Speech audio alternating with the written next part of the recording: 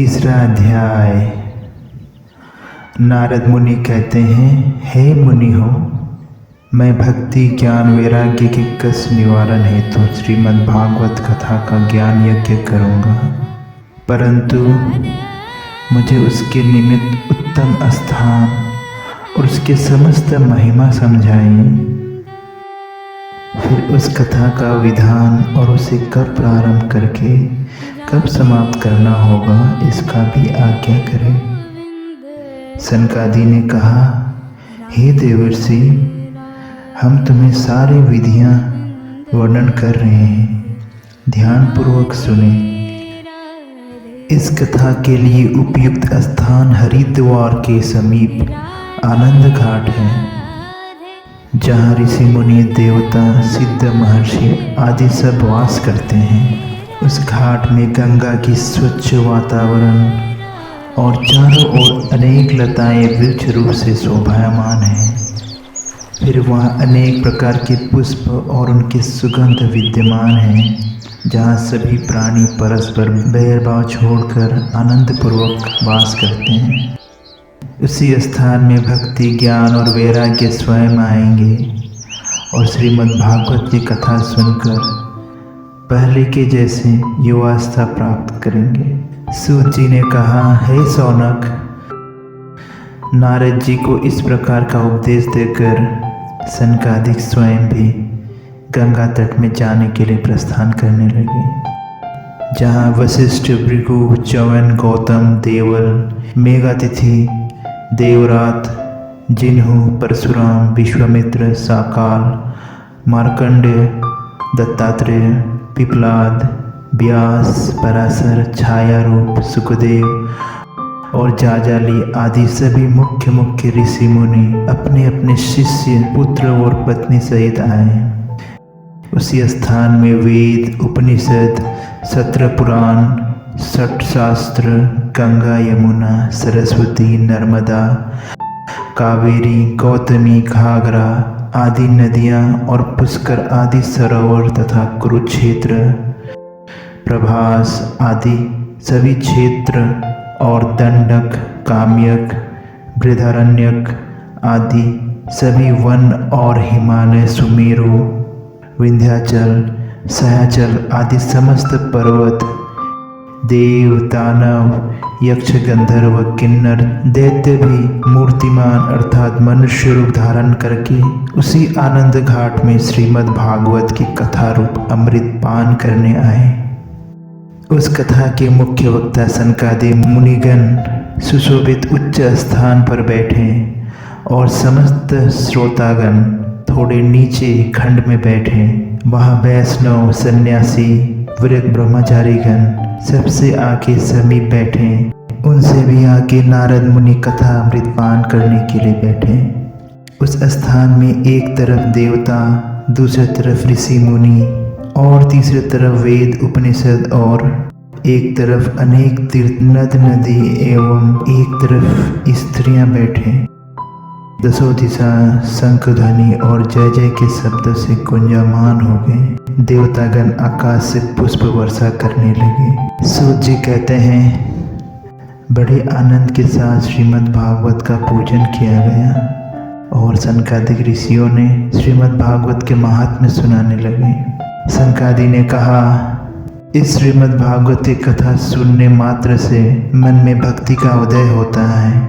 भक्त के हृदय में भगवान स्वयं आते हैं। इस भागवत ग्रंथ में 12 स्कंद और 18,000 श्लोक हैं। यह पुराण सुखदेव जी ने राजा परीक्षित को सुनाए थे। इस पवित्र ग्रंथ के एक श्लोक, आधा श्लोक व चौथाई एक पाव भी नित्य सुनने व पाठ करने से प्राणी के समस्त पाप का नाश होता है। उस स्थान में समस्त तीर्थ उपस्थित रहते हैं और वह स्थान ही तीर्थ बन जाता है। हजारों अश्वमेघ यज्ञ और सैयों वाजपेयी यज्ञ इस श्रीमद् भागवत कथा के 16 खंड के एक खंड भी नहीं हो सकता। गंगा, गया, काशी, प्रयाग और पुष्कर आदि कोई भी तीर्थ इस कथा के समान नहीं है। अतः इस उत्तम ग्रंथ का पाठ नित्य करनी चाहिए। श्रीमद् भागवत कथा के समकक्ष ओमकार, गायत्री, पुरुषोक्त वेद, ओम नमो भगवते वासुदेवाय, ये 12 अक्षरी मंत्र, 12 दित्य, श्रोवेत्सर, काल, काशी, प्रयाग, ब्राह्मण, अग्निहोत्री, गाय, तुलसी, पुरुषोत्तम भगवान और वसंत ऋतु हैं। उपरोक्त सभी समान हैं, इनमें छोटा बड़ा में कोई भेद नहीं। जो मनुष्य दिन रात भागवत को अर्थ सहित पाठ करता है, उसका जन्म जन्मांतर के समस्त पाप नष्ट हो। नित्य भगवान के चिंतन में रहना, तुलसी में जल चढ़ाना, गाय की सेवा और नित्य भागवत पाठ, ये चारों साधन मुक्तिदाता है। जो मनुष्य अपने अंत अवस्था में भागवत का थोड़ा भी श्रवण करता है, उसे अवश्य गोलोक में स्थान मिलता है। जो मनुष्य भागवत के पुस्तक को सोने के सिंहासन में रखकर सत्पात्र ब्राह्मण को दान देता है, वह अवश्य मुक्त होता है।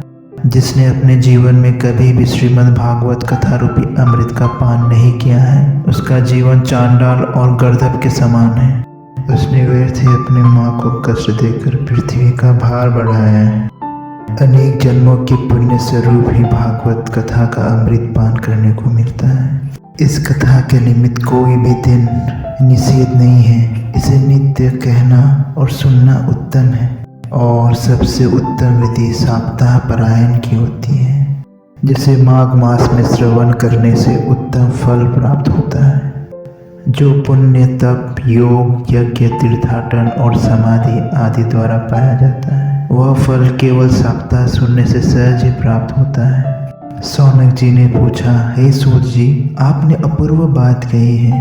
सप्ताह श्रवण का महात्म्य तो बहुत ही बड़ा है, परंतु यह तप, ज्ञान आदि से भी बड़ा कैसे हो सकता है? यह सुन के सूत जी ने कहा, हे सौनक, मर्यादा पुरुषोत्तम श्री कृष्ण भगवान जब भूलोक त्याग कर अपने गोलोक जाने लगे थे, तब उनके प्रिय सखा उद्धव ने विनय पूर्वक विनती की, हे गोविंद वासुदेव, आप अपने भक्तगण को छोड़ अपने नित्य धाम जा रहे हैं, परंतु भगवान, आपके अनुपस्थिति में यह घोर कली अनेक प्रकार के दुख कष्ट देगा और उनके स्वभाव में भी परिवर्तन कर देगा। चारों ओर अधर्म फैलने लगेगा। फिर प्रभु, यह धरती माँ किसका आश्रय लेगी? हे भक्तवत्सल्य, आपके अलावा इस पृथ्वी का आश्रयदाता कोई नहीं है।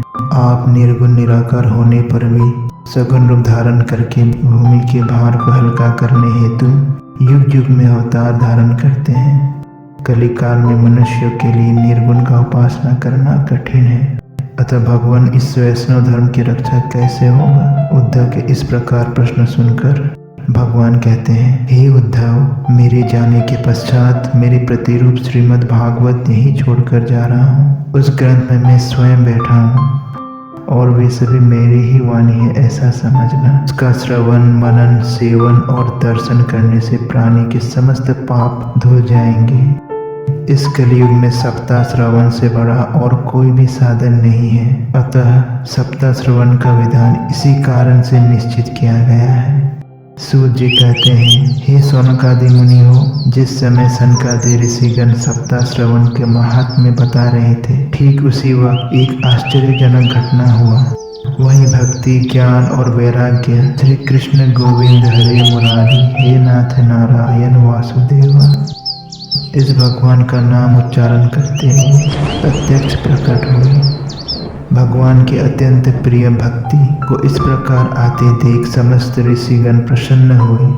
फिर भक्ति ने कहा, इस कलिकाल के दुष्प्रभाव से मेरा नाश हो चुका था, परंतु सनकादिक मुनीश्वर ने श्रीमद् भागवत के कथा रूपी अमृत को छींटकर मुझे फिर से शक्ति और पुष्टि प्रदान किए हैं। अब भगवान मुझे मेरी वास स्थान बताएं। इतना सुनकर सनकादि ने कहा, हे भक्ति, तुम भगवान के अत्यंत प्रिय हो, अतः तुम भक्तों के हृदय में वास करो। कली के कोप से समस्त संसार को कष्ट देने पर भी तुम्हें वह कुछ नहीं कर सकेगा।